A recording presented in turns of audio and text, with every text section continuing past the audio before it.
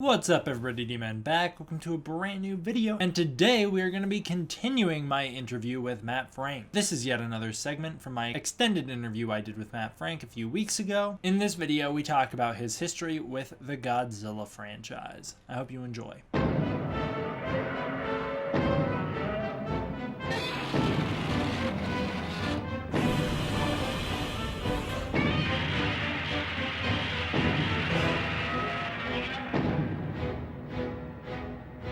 If y'all want to get a better look at all of my stuff, here we go. I'm so jealous of that. Hold on. Oh, Just kind of keeps going. We'll jump into it with the basics. What was your first Godzilla film, and what did you think of it? That's an interesting question because my first exposure to a Godzilla movie is hard to pin down because I think it was Godzilla 1985. Which I saw as a kid on like kind of a Monster Vision type of thing where it was like this monster movie marathon. And I remember very specifically the marathon was Tentacles, which was another sea creature Jaws ripoff from the 80s, I think. It's about a giant octopus. I remember it was cool because they unleashed orcas on it and the orcas killed it. It was like SeaWorld versus octopus. Then there was Empire of the Ants, which is a not great, well, I actually don't remember it that well, but it's basically this them style giant ant movie. Then there was Frogs, which is like about psychic frogs that try to kill everyone in this town or in this swamp by controlling snakes and alligators for whatever reason. And then finally it was Godzilla. Now I remember I was so excited to watch Godzilla that I didn't actually watch the movie. I just sat with my big foot tall Imperial Godzilla and stepped on my little Hot Wheels cars. I had a bucket of Hot Wheels cars. And again, I didn't remember anything from it other than just the image of Godzilla walking through the city. But later, the first Godzilla movie I sat and watched end to end was Godzilla versus the Sea Monster. That was where I realized that Godzilla had a specific roar. Like he had the specific cry that I was like, oh, he he didn't sound the way I imagined him to sound. It was that, and I'm like, what? Kind of looks like the Cookie Monster. And so that has remained a favorite of mine for a long time. Do you have a favorite Godzilla to draw? Is there like one that you prefer to draw? I like this one, but it's not this one. Although I love Shingeki Goji. Sorry, because people are going to care that much. Yeah.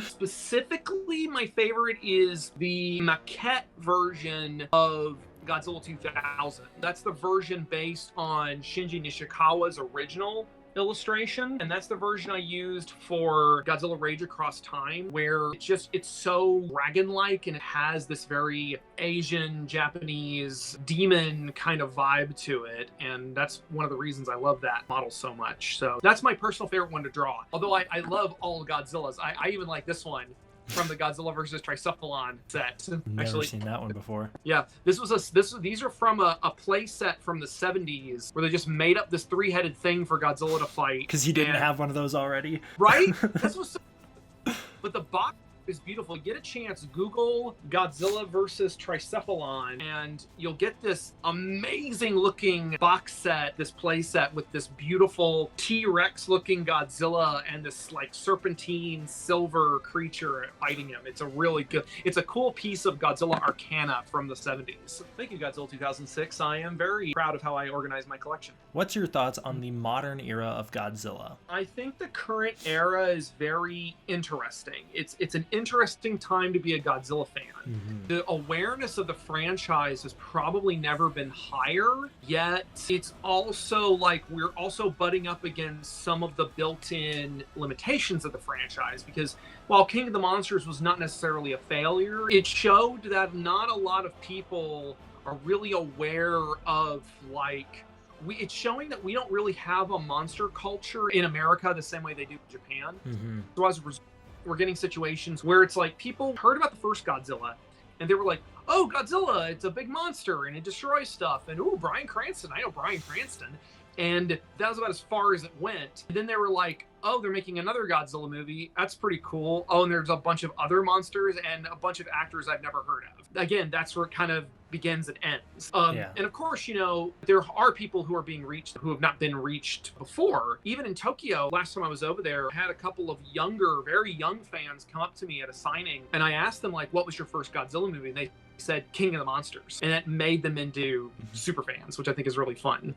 Yeah. In addition to that, I think it's interesting how Toho is handling the property now, because Toho has really broadened their horizons into what they consider to be appropriate for the franchise. Because for a while there, they really had a lot of hard lines as to what they would allow and what they wouldn't allow in the franchise. You know what I mean? Mm-hmm. Yeah, so those are my summary of my thoughts. Thank you all for watching. I hope you enjoyed. I will see you guys next time. D-Man, out.